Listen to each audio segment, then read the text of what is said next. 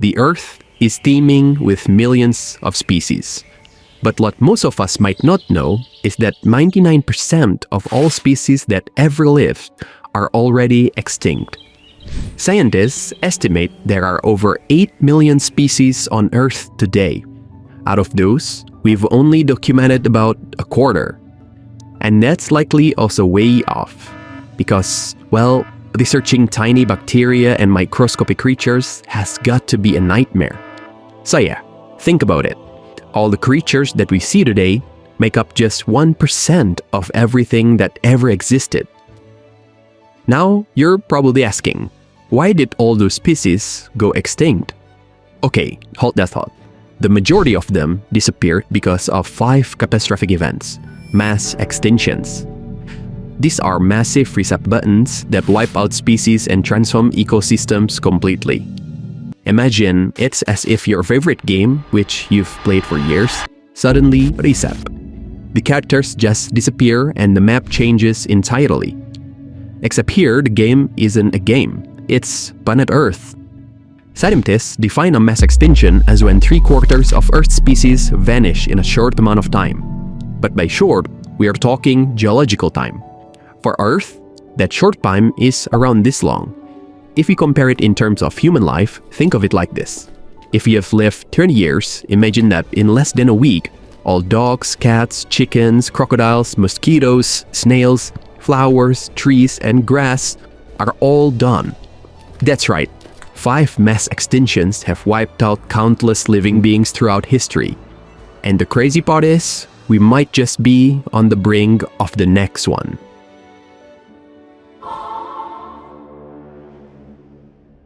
To understand what we're up against, let's rewind hundreds of millions of years and look at these 5 mass extinctions.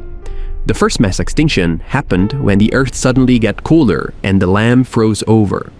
As a result, animals in shallow waters couldn't cope and ended up dying. The second one happened when land plants began taking over. This cooled the climate, algae filled the water, and oxygen levels in the ocean dropped. Marine life back then could not survive it. Then came the largest extinction in history. At that time, 90% of all living creatures were wiped out. A series of massive volcanic eruptions occurred. Acid rain fell everywhere, and the air of the Earth was filled with gases that made the atmosphere hot and toxic. But it did not end there. Millions of years later, tectonic shifts created new volcanoes that erupted endlessly, which, just like the one before, triggered yet another mass extinction. And finally, we arrive at the 5th extinction. This time, nature switched up its weapon. A massive asteroid, estimated to be the width of 100 football fields, slammed to Earth and wiped out countless species, including the dinosaurs. 5 mass extinctions at 5 different times. But if you connect the dots, they all share one common characteristic. There were always events that changed the Earth's climate. Then drastic temperature swings, sudden changes in water and air conditions, and rising or falling sea levels pushed species to their limits, and they could not adapt. So now, doesn't all that sound eerily familiar?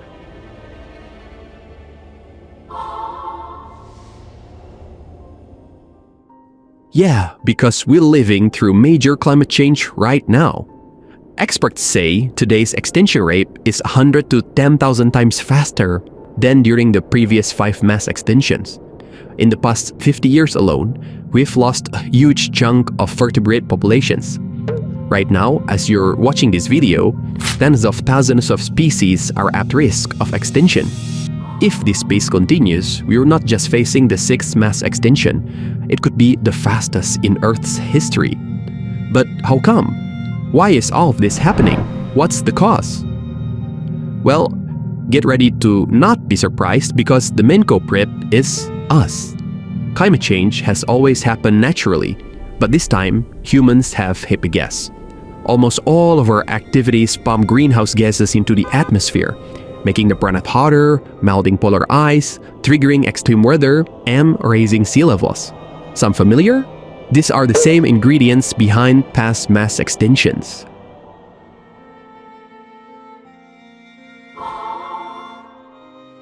One thing we often forget is that our ecosystem and all the living things in it are interconnected. We need food, our food needs food, and those food sources rely on pollinators. Even when creatures die, decomposers play a role in breaking them down into nutrients for others. With every bite we take, countless species have played a part in making it possible. And that's just food. It doesn't even account for living beings that help keep our air clean, our water clear, our soil fertile, and our days peaceful. Biodiversity has even been found to protect us from diseases. On the flip side, ecosystem damage increases the risk of outbreaks or even pandemics. As humans push further into wild areas, we increase our chances of encountering pathogens that can jump from animals to humans. So yeah, when one part of the system breaks, the rest starts to fall apart too. But when ecosystems collapse, everything spirals out of control. For example, imagine humans doing what we do best, destroying habitats. Let's say we cut down rainforests. Once the forest is gone, rainfall becomes less frequent. With less rain, the forest dries out and becomes barren, and the fewer trees are left to absorb greenhouse gases. The gases that don't get absorbed will worsen climate change, making the Earth hotter and seasons more unpredictable. The impacts ripple everywhere. Farmers' harvest schedules get disrupted, and there's a high risk of flash floods during rainy seasons. And when it all snowballs like that, what is left for us to eat?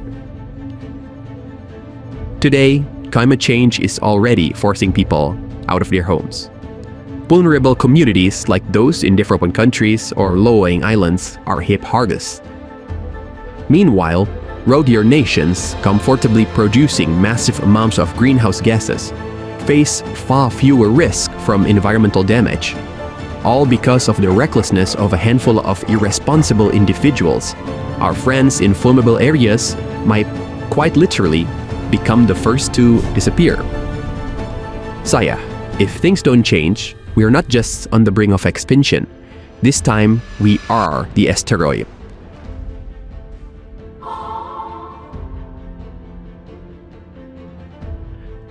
Okay, all of this sounds terrifying, but is there still hope? Can we stop this extinction?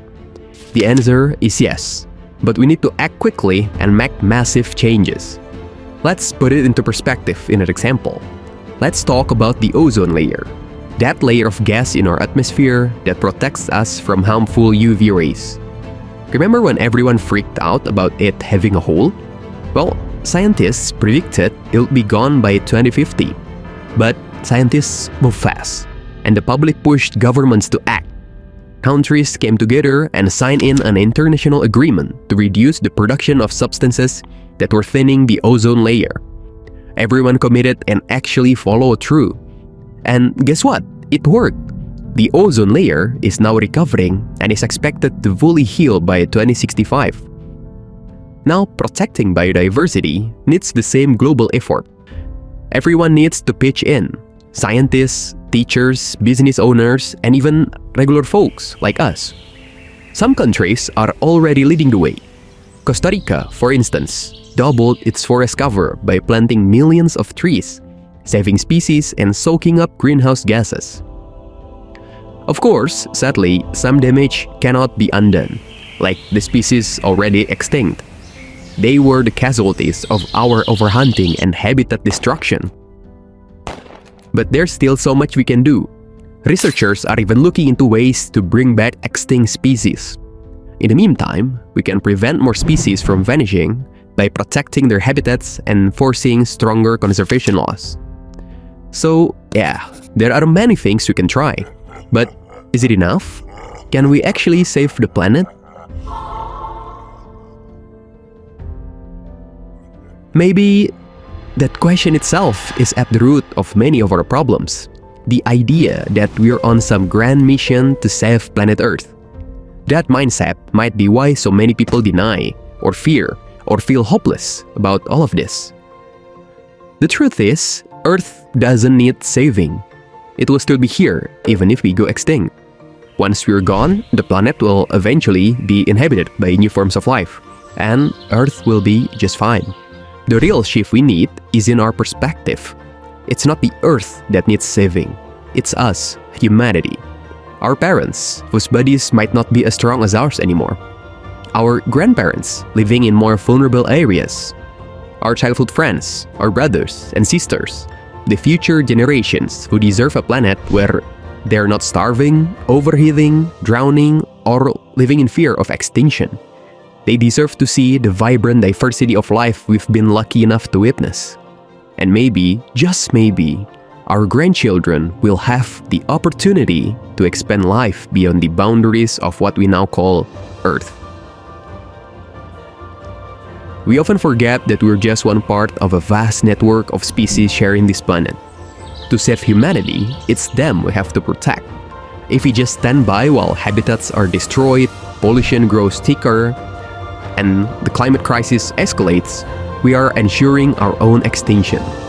This might be our last chance to make sure that doesn't happen tomorrow.